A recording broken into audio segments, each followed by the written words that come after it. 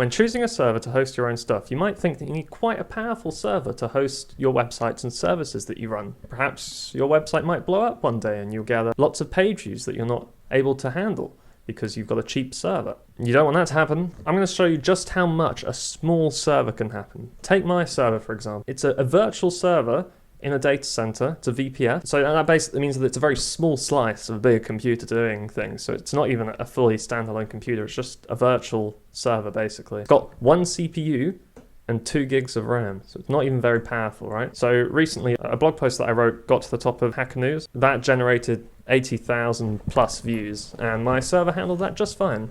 I pay £4 a month for this server. Lots of websites would crash from that amount of traffic. The reason why mine survived is because I use sort of things like caching, and it's not too complicated. It is overly complicated, but it's not too complicated. So this is my website here, and I'm going to do some tests on how much this website can sort of handle. We're going to use the Apache benchmarking tool here to test. We can go AB for Apache bench. So AB is the Apache benchmarking command. I want to send 1,000 requests in blocks of 100 to my website. You've got to put a slash on the end. That actually got me. So this will test this page here. Now this page here, this text is actually pulled out of a database. So it's kind of slow. It actually does a database lookup for this text here, which it probably shouldn't do, and it's very overcomplicated, but I made it that way to learn. So let's see if we do that here. So it does its test, sent 100, 200, 300. Oh, it's very slow. 4, 5, 6, 7, 8. Oh, geez. 9. This is pretty slow. That took a long time, but you can see we actually could handle 58 requests a second, which translates to about 4 million a day. So that's pretty good. Even for a bad server, and that is doing a database lookup.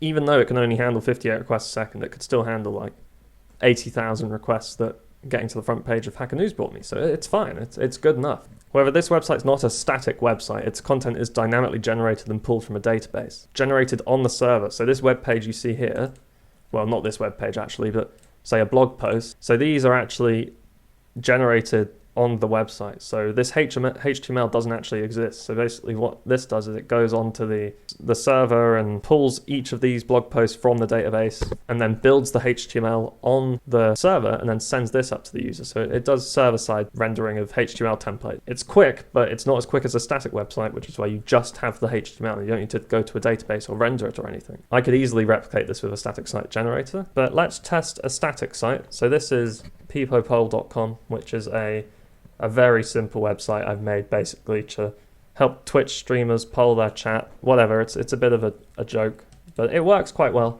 and people like it. But it's a static website. So basically all this is I can show you. Yeah, so all this is a couple of HTML files, a CSS file, and then in scripts we've got some JS, and then in images we've got some images, right? That's all this website is. So there's no database or anything. So this should give us a much better speed because we're not hitting a database. Grab this URL here, bang. You see it's already going much quicker. Requests per second, 159. So that's like triple the speed just from a static website. And then let's test Hacker News as well, which is running on one server, but it's a very powerful server. So it's more powerful than what I'm doing. However, this is all taken from a database or it might be cached. I don't actually know.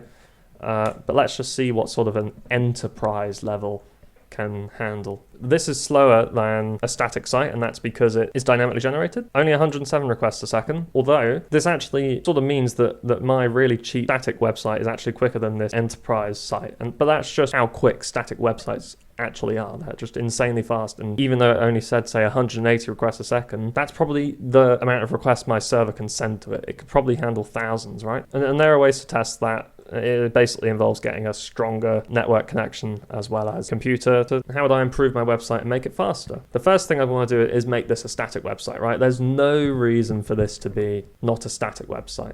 I could easily find the static site generator to just generate all this for me, especially like these blog posts, you know, like this website is basically the use case for static site generators, right?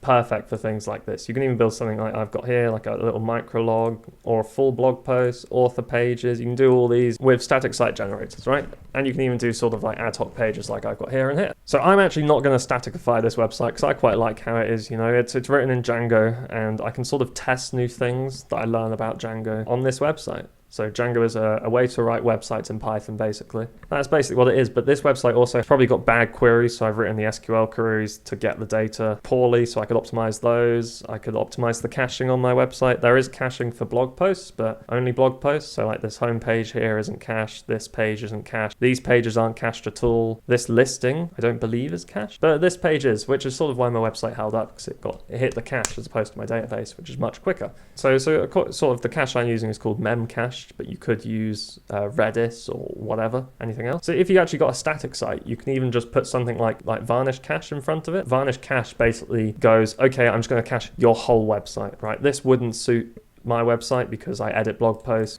And I've got this login thing here, so if you're logged in, it says something different. I don't want to accidentally cache, say, a logged in page. I can't be asked to deal with cache invalidation and all that stuff. It's a pretty hard problem. But if you're just running a static website and you're like, oh no, we can only handle 1,000 users at a time, you can put varnish on it and scale that up to tens of thousands of users on a really cheap server. It basically solves a lot of... You could also sort of use more higher level options like a CDN, which is like a content delivery network. So that's where you basically store content on a server that's not yours and it gets served to your users. I wouldn't advise you. There's a lot of things like what Cloudflare and Akamai do. I wouldn't use that because you have to pay for them and it's a bit too, it's not, you don't technically own your data and you send load. Basically, all your users have to go to Cloudflare as well, which isn't very good for their privacy. And you could also load balance across multiple servers. So that's when, like, you say you have one server, you've got two web servers that host your content underneath that. So I've got 2 Django servers hosting this website. A request hits my load balancer. All that load balancer does is send it to like server A or server B. If server A is getting hundreds of requests, it will send some to server B, so it splits the load between the servers, and that would help scale it up, but obviously that involves buying more servers, and I don't want to do that. And this is fine. £4 a month can handle 4.2 million requests a day.